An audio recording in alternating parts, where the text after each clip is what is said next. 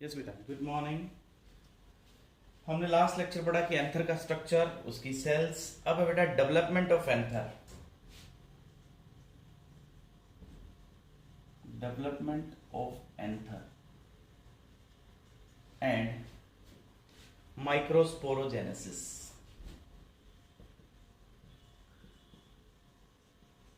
कि एंथर कैसे डेवलप करता है और अंदर मियोटिक डिवीजन होती है और गैमीट्स कैसे बनते हैं, रिडक्शनल डिवीजन कैसे चलती है, हैप्लॉइड सेल्स कैसे बनते हैं। तो एंथर जो इनिशियली बनता है वो ओवल शेप स्ट्रक्चर होता है बेटा, ऐसा।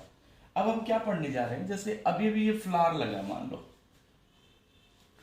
इसके ऊपर ये एंथर है। अब एंथर जब स्टार्टिंग में बनता है तब कैसा होता है, अल्टीमेटली कैसा होता है, वो तो हमने स्ट्रक्चर पढ़ लिया मैच्योर एंथर का। कि जब एंथर का साइज बड़ा होगा तो उसमें कैसी लेयर्स होंगी, हमने पढ़ा। बाहर एपिडर्मिस होती है, फिर एंडोथीशियम है, फिर मिडल लेयर थी बेटा, फिर टपेटम और अंदर स्पोरोजिनस। तो ये डेवलपमेंट कैसे हुई, कैसे बना एंथर? तो बच्चों शुरुआत में इनिशियली ये स्ट्रक्चर ऐसा होता है एंथर का। इस एंथर में आउटर लेयर होती है एपिडर्मिस बेटा, देखो ये इस तरह से। मतलब एंथर के अंदर अगर आप, जब यंग एंथर है, मतलब ये भी बना है, उस टाइम अगर आप सेल्स देखते हो तो you will find that one outer layer which is epidermis, जो सबसे बाहर वाली कवरिंग है, और अंदर जो सेल्स है इसके यहाँ पे, ये जो अभी हम रेड कलर में बना रहे हैं, ये सेल्स जो हैं ये बेटा होती है अंदर meristematic.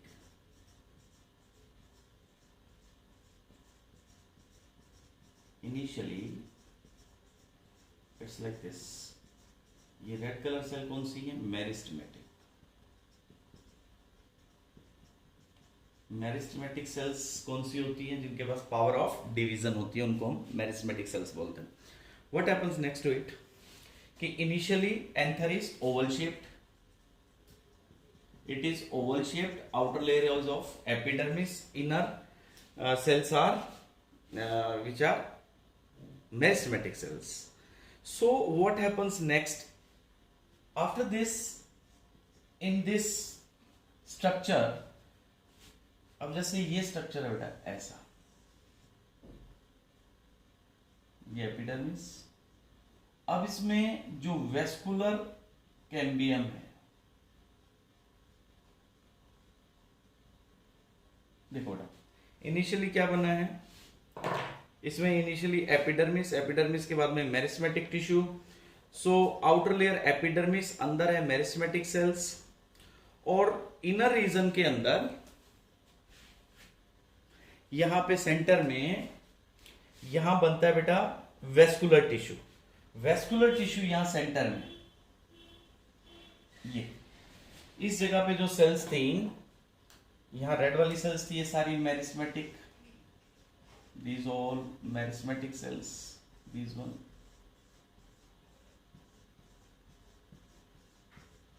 among these cells, first of all this vascular tissue get developed, जिसको हम यहां यूं रिप्रेजेंट कर रहे हैं, this is vascular tissue। देखो बेटा आउटर क्या है, एपिडर्मिस। इनर मास किसका था, मेरिस्टेमेटिक का। उससे इनर क्या बनता है, ये बनता है बेटा वेस्कुलर टिश्यू। मतलब सबसे पहले जो स्ट्रक्चर एंथर के अंदर डेवलप करता है वो कौन सा करता है, वेस्कुलर टिश्यू का स्ट्रक्चर डेवलप करता है बेटा। इसके बाद जो कॉर्नर्स पे सेल्स हैं, वो कॉर्नर पे जो सेल्स होती हैं वो ग्रो करना स्टार्ट करती है बेटा। जो एपिडर्मिस के नीचे है, जैसे ये सेल्स देखो, ये वाले, ये फोर कॉर्नर्स हैं, यहां पे ये वाली दो सेल्स, यहां पे जैसे हम मान लेते हैं ये सेल्स, ये सेल्स और ये सेल्स। तो ये सेल्स जो कि जस्ट नीचे थी एपिडर्मिस के, वो ग्रो करना स्टार्ट करती हैं कॉर्नर्स पे, और इनको हम कहते हैं आर्चिस्पोरियल सेल्स। ये देखो अब इन मेरिस्टेमेटिक सेल्स में यहां पे ये फोर कॉर्नर्स के ऊपर ये क्या था, एंथर पहले क्या था, ओवल शेप, बाहर एपिडर्मिस, अंदर meristematic tissue. Then what will happen, inner जो सेंटर वाली सेल्स हैं उन्होंने क्या बना दिया, वेस्कुलर टिश्यू, और जो कॉर्नर पे सेल्स हैं वो सेल्स ग्रो करती हैं, और अब हम इनको क्या कहते हैं, archesporial cells. These four corner cells are now called as, they are called as archisporial cells. यहां तक समझ आया बेटा. पहले Oval shape structure, epidermis, meristematic tissue, at center vascular tissue get formed, at the four corners some cells get enlarged radially to form archisporial cells. These archisporial cells further divide to form two layers. अब ये यहां पे दो जो sales बनी हैं, जो corner के ऊपर सेल्स बनी है, सॉरी बेटा, फोर कॉर्नर्स पे, अब ये दो लेयर में डिवाइड करती है. इसके बाद की स्टेज क्या होगी, देखो इस तरह से, एपिडर्मिस, ये फोर कॉर्नर्स पे जो सेल्स थी, जैसे अब इनको हम यू रिप्रेजेंट कर रहे हैं बेटा, देखो जैसे ये फोर कॉर्नर पे ये सेल्स थी, ये इस कॉर्नर पे होगी बेटा, ये नेक्स्ट कॉर्नर पे हो जाएंगी, थर्ड कॉर्नर पे ये सेल्स हो गई, और फोर्थ कॉर्नर पे बेटा देखो ये सेल्स हो गई. ये इन सेल्स को क्या काम है, आर्चिस्पोरियल सेल्स. आर्चिस्पोरियल सेल्स डिवाइड करती हैं, इनमें जो आउटर सेल्स बनती है, जैसे ये आउटर, इनको कहते हैं बेटा प्राइमरी पेरिटल लेयर, बाहर वाली को, और इनर को कहते हैं बेटा primary sporogenous sales. These are primary parietal cells, और इनर को कहेंगे बेटा, इनका नाम हो जाएगा primary sporogenous sales. Primary sporogenous sales. देखो बेटा, फर्स्ट ऑफ ऑल क्या बना था, एपिडर्मिस प्लस मेरिस्टेमेटिक, फिर सेंटर में क्या बना, वेस्कुलर टिश्यू, फिर मेरिस्टेमेटिक के जो सेल्स थी, इस स्ट्रक्चर के फोर कॉर्नर्स पे क्या सेल्स एनलार्ज होने के बाद क्या बनाती है, आर्चिस्पोरियल सेल्स. फिर आर्चिस्पोरियल सेल्स डिवाइड करती है दो लेयर में, आउटर लेयर को कहते हैं primary parietal cells, inner layer को क्या कहते हैं, प्राइमरी स्पोरोजिनस सेल्स. ये सेल्स हम क्यों पढ़ रहे हैं, हम इसलिए पढ़ रहे हैं कि हमने देखना है कि जब एंथर डेवलप होता है तो वो कैसे डेवलप होता है, पहले कौन सी लेयर बनती है, बाद में कौन सी लेयर बनती है. तो हमने इस स्टेज तक पढ़ा कि स्पोरोजिनस सेल्स, आर्चिस्पोरियल सेल्स डिवाइड करती है स्पोरोजिनस और पेरिटल सेल्स में. अब जो ये सेल्स है ना प्राइमरी पेरिटल सेल्स, ये बाकी लेयर्स बनाएंगी. कौन कौन सी लेयर, मिडल लेयर, एंडोथीशियम, और कौन सी थी, टपेटम. ये लेयर क्या बना देंगी, एंडोथीशियम, मिडल लेयर और टपेटम. कितने सेल थिक होती है ये, 3 to 5 सेल्स थिक होती है ये लेयर. और जो प्राइमरी स्पोरोजिनस सेल्स होती हैं वो क्या बनाती हैं, वो बनाती है बेटा microspore mother cells. They form microspore mother cells. यहां तक तो अल्टीमेटली कैसा स्ट्रक्चर बनेगा, देखो अब ये वाली सेल्स, यहां एक को पढ़ लेते हैं बेटा, या इसको स्टडी कर लेते हैं. देखो जैसे ये आउटर एपिडर्मिस,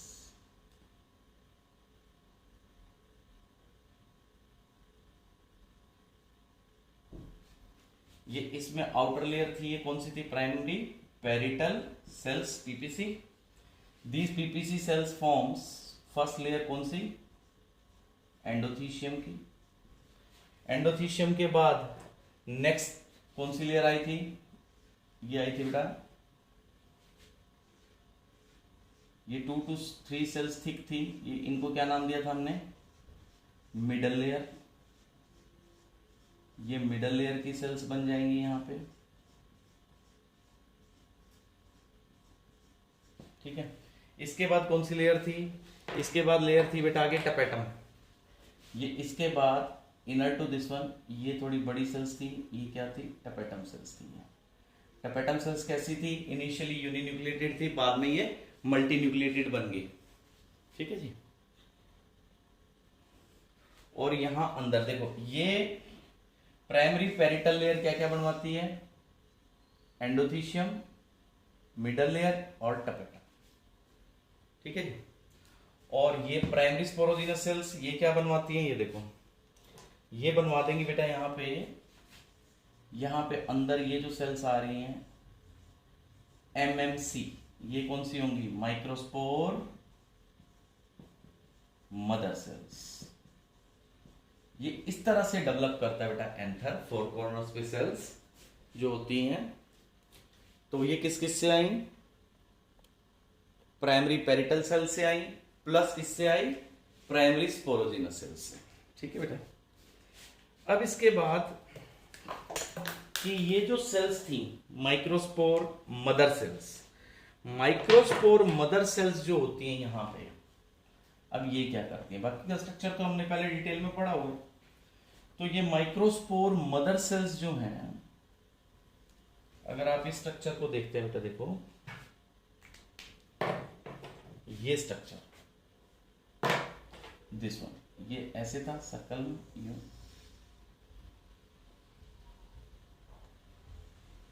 ये पोलन सैक था ना, ये टपेटम थी,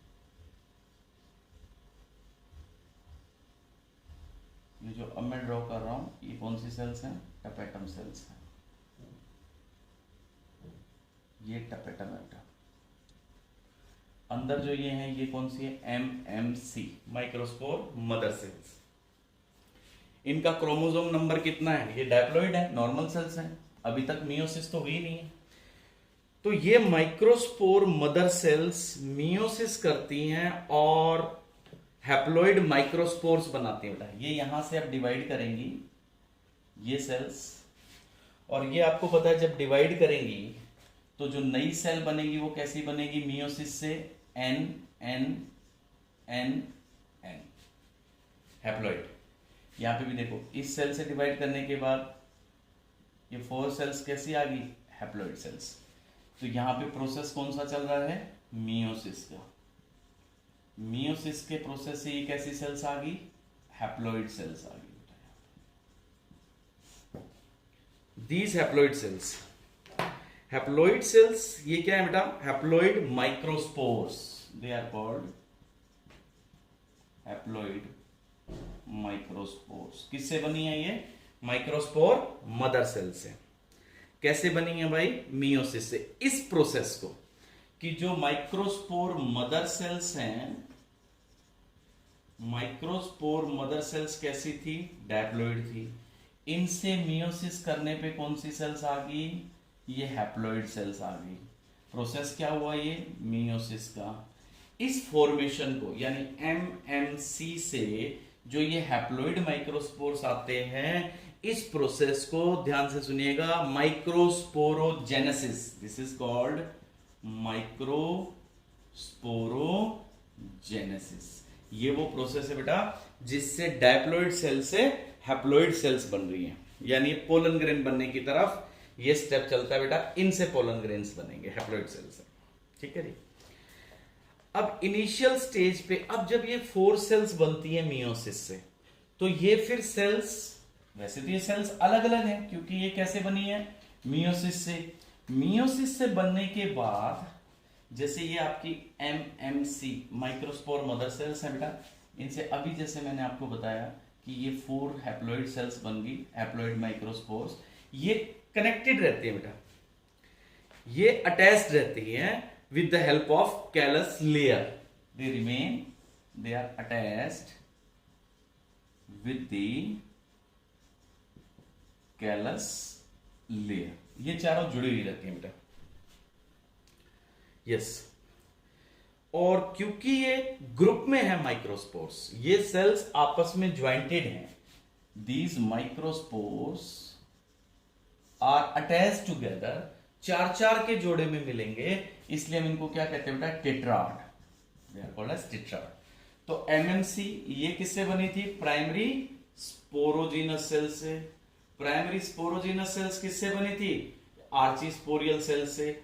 आर्चिस्पोरियल सेल किससे बनी थी, मेरिस्टेमेटिक से। याद है ना, अभी भी पढ़ा अपन, मेरिस्टेमेटिक सेल्स इनिशियली जो होती हैं, मेरिस्टेमेटिक सेल्स, उनसे क्या बनी, आर्चिस्पोरियल। आर्चिस्पोरियल से क्या बना बेटा, स्पोरोजिनस। स्पोरोजिनस से क्या बनी, Microspore mother cells, they are diploid, and from this diploid all these 4 haploid cells are formed, and these haploid cells are attached with each other due to callus layer, and these microspores in group of 4 cells are called as tetrad because they are attached due to callus layer.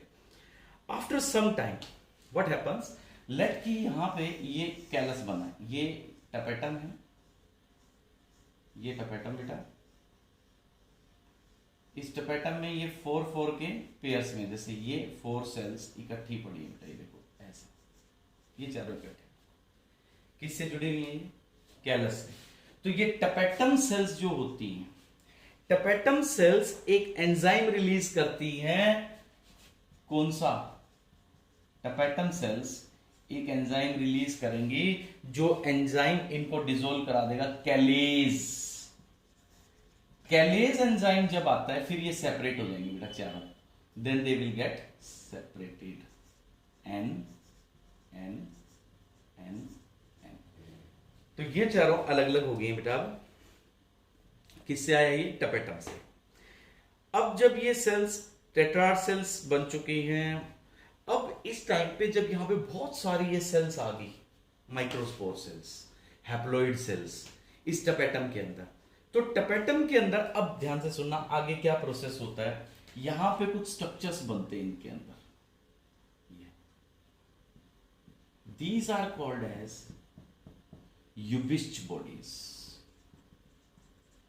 यूबिस्ट bodies, ये क्या है ubisch bodies?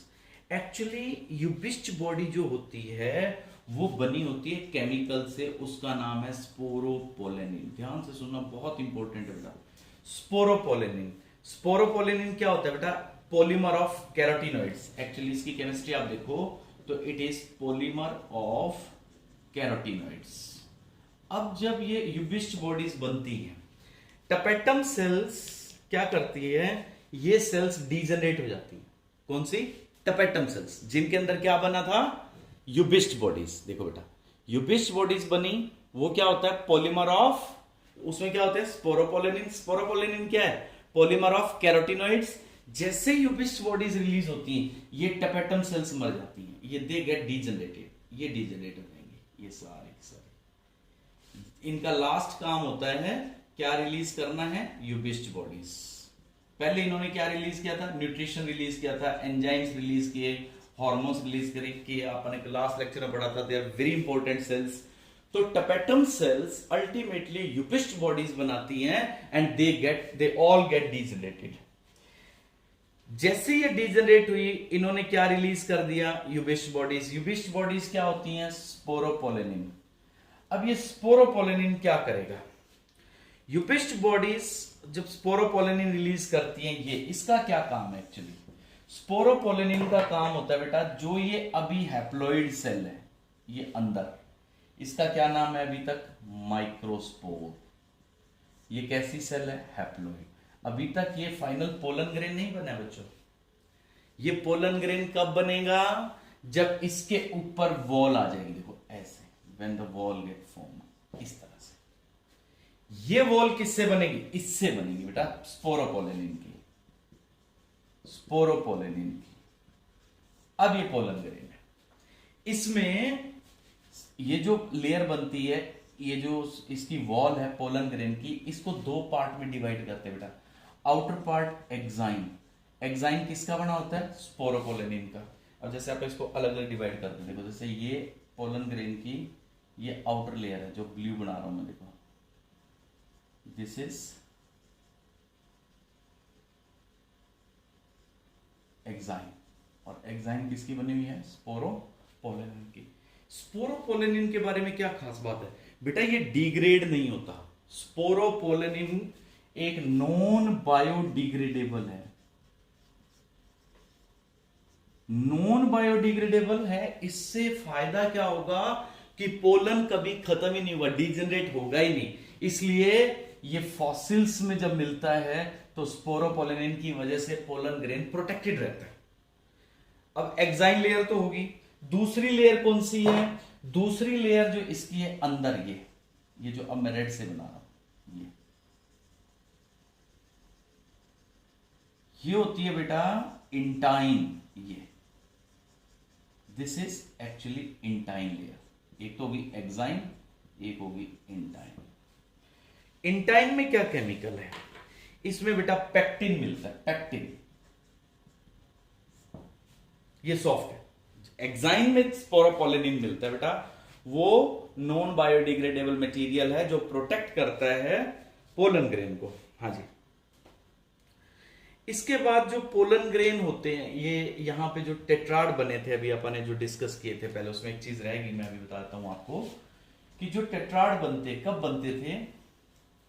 Tetrad बनते थे जब microspore mother cell से meiosis से 4 haploid cells बने। अब जो टेट्राड बनते थे मैंने आपको बताया था सारे जुड़े हुए होते हैं।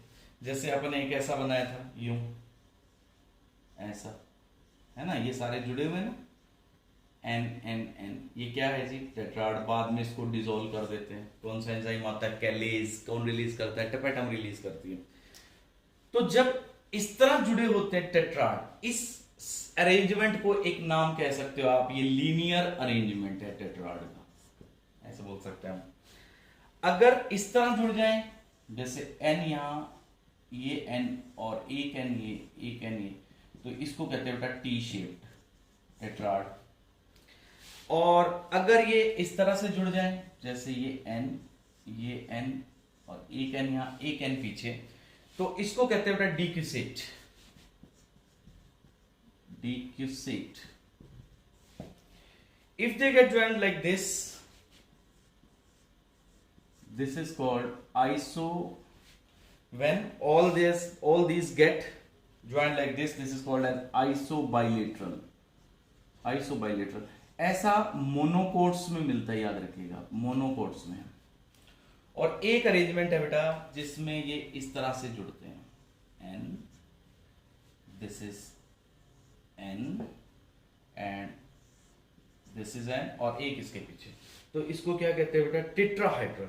This is tetrahedral. और ये किस में मिलता है? ये डाइकोट प्लांट्स में ज्यादा मिलता है। और बेटा मोस्ट कॉमन, ये जो अपन लिखा है टेट्राहीड्रल, याद रखिएगा, ये सबसे कॉमन मिलता है टेट्राड में। Most common type is tetrahedral. ठीक है बेटा। ये सारे किसी में मिलते हैं क्या? ये सारों, एक जो टेट्राड है, ऑल टाइप्स एक प्लांट में मिलते हैं, याद रखिएगा, ये इंपॉर्टेंट है। All types of tetrads are found in, all types of tetrad are found in, जिसमें इस तरह भी जुड़े हुए हैं, ऐसे भी जुड़े हुए हैं, हर शेप में जुड़े हुए हैं। ये है बेटा एरिस्टोलोचिया एलिगेंस, अरिस्टोलोचिया एलिगेंस, इसमें मिलते हैं। बहुत इंपॉर्टेंट एग्जांपल है बेटा। तो हमने ये देखा कि कैसे डेवलपमेंट चलती है। अब इसके बाद पोलन ग्रेन के बारे में कुछ और फैक्ट्स बेटा। पोलन ग्रेन्स, यस बच्चा, फैक्ट्स अबाउट पोलन ग्रेन्स। अब पोलन ग्रेन्स जो अभी हमने लास्ट पढ़ा कि पोलन ग्रेन कैसे बना चाहिए, कि इसके अंदर एक हैप्लॉइड माइक्रोस्पोर है, इसके ऊपर एक्साइन और इंटाइन की लेयर आ जाती है। एक्साइन किसकी बनी होती है? स्पोरोपोलिनिन की बनी होती है। और इनर जो होती है that is known as intine, वो सॉफ्ट है, वो पेक्टिन और सेलुलोज की बनी होती है, या आप कह सकते हो पेक्टोसेलुलोज की बनी होती है। अब कुछ पोलन ग्रेन्स एलर्जी कॉज करते हैं बेटा, उनको कहते हैं एरो एलर्जेंस। एरो एलर्जेंस ये कौन है?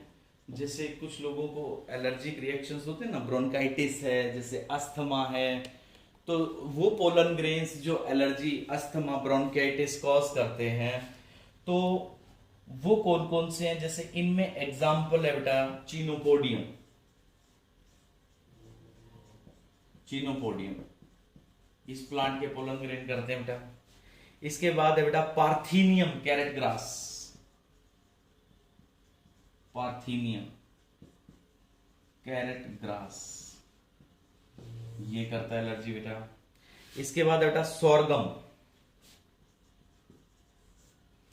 नेक्स्ट है बेटा सोरगम, और एक और एग्जांपल है बेटा एमरैंथस। ये सब एलर्जी कॉज करते हैं। इसके बाद बेटा हे फीवर, एक कंडीशन होती है हे फीवर, एलर्जिक कंडीशन जिसमें नोज से आइस से पानी आता है। हे फीवर किस पोलन से होता है? Ambrosia, it is caused by ambrosia. Yes बेटा। अब इनमें जो आपने ये देखा पार्थीनियम यानी carrot grass, carrot grass actually India में वीट के साथ आया, जो इंपोर्ट करते हैं बाहर से, उस वीट के साथ ये कंटामिनेशन था पार्थीनियम कैरेट ग्रास, और ये पूरे कंट्री में ये फैल गया है। इसके बाद बेटा पोलन ग्रेन्स का एक यूज और भी है। एक तो ये हो गया कि ये मतलब ये तो हमारे लिए नेगेटिव इंपैक्ट है कि इट कॉजेज एलर्जी। एक है बेटा पोलन टैबलेट और सिरप भी बनाते हैं इसकी, pollen tablets and syrups. Pollen tablet और सिरप किस लिए यूज करते हैं? फूड सप्लीमेंट में इनको यूज करते हैं बेटा, they are used as food supplements. Then बेटा लार्जेस्ट पोलन किस प्लांट के हैं? याद रखना बहुत इंपॉर्टेंट है। लार्जेस्ट पोलन, लार्जेस्ट पोलन एक प्लांट है बेटा मिराबिलिस। याद है आपको? ये जेनेटिक्स में भी इसका एग्जांपल पढ़ा था हमने, मिराबिलिस जलापा। स्मॉलेस्ट पोलन किसके हैं? स्मॉलेस्ट पोलन ग्रेन होते हैं बेटा मायोसोटिस।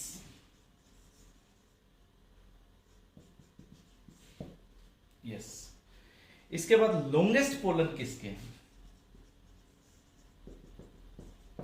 लॉन्गेस्ट पोलन मिलते हैं बेटा जोस्टीरा, सी ग्रास के।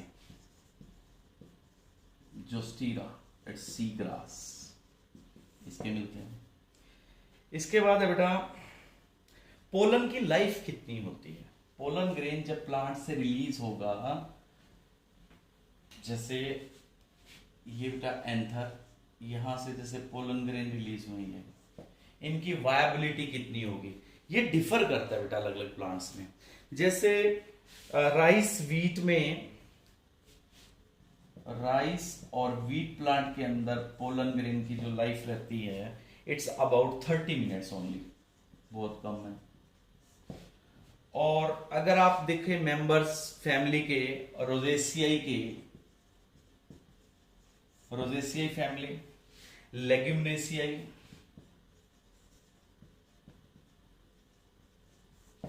देन बेटा सोलेनेसियाई, इनकी जो वायबिलिटी है इस फैमिली में, इनकी मंथ्स तक रहती है बेटा, काफी दिनों तक इनके पोलन ग्रेन्स जो होते हैं वो सरवाइव कर सकते हैं। हमने पोलन बैंक्स भी बना रखे हैं जहां हम इन पोलन ग्रेन्स को स्टोर करवाते हैं। तो जहां आप इसको स्टोर करवाते हैं उसको क्या कहेंगे? Pollen bank. तो पोलन बैंक्स में आप इनको स्टोर कैसे करवाओगे? इनको स्टोर करवाते हैं बेटा लिक्विड नाइट्रोजन में, लिक्विड नाइट्रोजन जिसमें टेम्परेचर आपको पता है केमिस्ट्री में पढ़ते हैं -196 डिग्री सेल्सियस पे। यस बेटा। अब इसके बाद पोलन ग्रेन का साइज कितना है? पोलन ग्रेन का साइज बेटा अप्रोक्सीमेटली 25 to 50 माइक्रोमीटर डायमीटर में इनका साइज मिलता है। पोलन ग्रेन की दो वॉल होती हैं, अपन डिस्कस कर लिया है पहले, एक्साइन और इंटाइन, है ना? अभी पढ़ा था हमने कि पोलन ग्रेन के ऊपर जो वॉल है, इसमें आउटर वॉल को क्या कहते हैं बेटा? एक्साइन, और इनर वॉल को क्या कहते हैं? इंटाइन। ये किसकी बनी है बेटा? स्पोरोपोलिन की, जो नॉन बायोडिग्रेडेबल है, और ये बनी है बेटा पेक्टोसेलुलोज की। ठीक है, यस बेटा। और जो स्टडी करते हैं पोलन ग्रेन की, study of pollen grains, study of pollen grains, उस ब्रांच को क्या कहेंगे? उसको बेटा बोलते हैं palynology. Palynology is the branch in which we study about the pollen grains. Yes. अब एक बात और, पोलन ग्रेन पे जो ये एक्साइन लेयर है, जैसे ये आउटर लेयर है, ये हर जगह इक्वली थिक नहीं होती, कुछ जगह पे ये अब्सेंट भी होती है, जैसे यहां पे अब्सेंट है, तो इसको कहते हैं बेटा जर्म पोर। जहां पे एक्साइन लेयर अब्सेंट होगी that is called as germ pore. अब कुछ प्लांट्स में पोलन ग्रेन्स ऐसे मिलते हैं जिनमें एक से ज्यादा पोलन जर्म पोर्स हो, जर्म पोर्स जहां पे 3 जर्म पोर्स मिले, तो इस कंडीशन को, जिसमें ज्यादा जर्म पोर्स मिलते हैं, 3 जर्म पोर्स हैं, तो उसको बोलते हैं ट्राइकोलपेट। ट्राइकोलपेट बेटा ऐसा किसमें मिलता है? एग्जाम्पल है कैप्सिला, कैप्सिला। सेकंड बेटा जिसमें एक जर्म पोर मिलता है, जैसे मोनोकोट्स में, मोनोकोट्स में 1 जर्म पोर, तो इस कंडीशन को क्या कहेंगे? इसको कहेंगे बेटा मोनोकोलपिट, मोनोकोलपिट। ठीक है। अब जब ये जो पोलन ग्रेन्स होते हैं, इनके ऊपर जब इंसेक्ट्स पॉलिनेशन करवाएंगे, अभी आगे आप जो टॉपिक पढ़ेंगे, ऐसे प्लांट्स जिनमें इंसेक्ट पॉलिनेशन करवाए, इंसेक्ट जब पॉलिनेशन करवाता है तो उस पोलन ग्रेन के ऊपर एक स्टिकी लेयर होती है, that is of pollen kit, pollen kit. तो पोलन ग्रेन के ऊपर जो ऑयली लेयर है, oily layer which is of pollen kit, तो ये किसकी बनी होती है? लिपिड्स की या कैरोटिनोइड्स की। एग्जाम्पल कैप्सिला।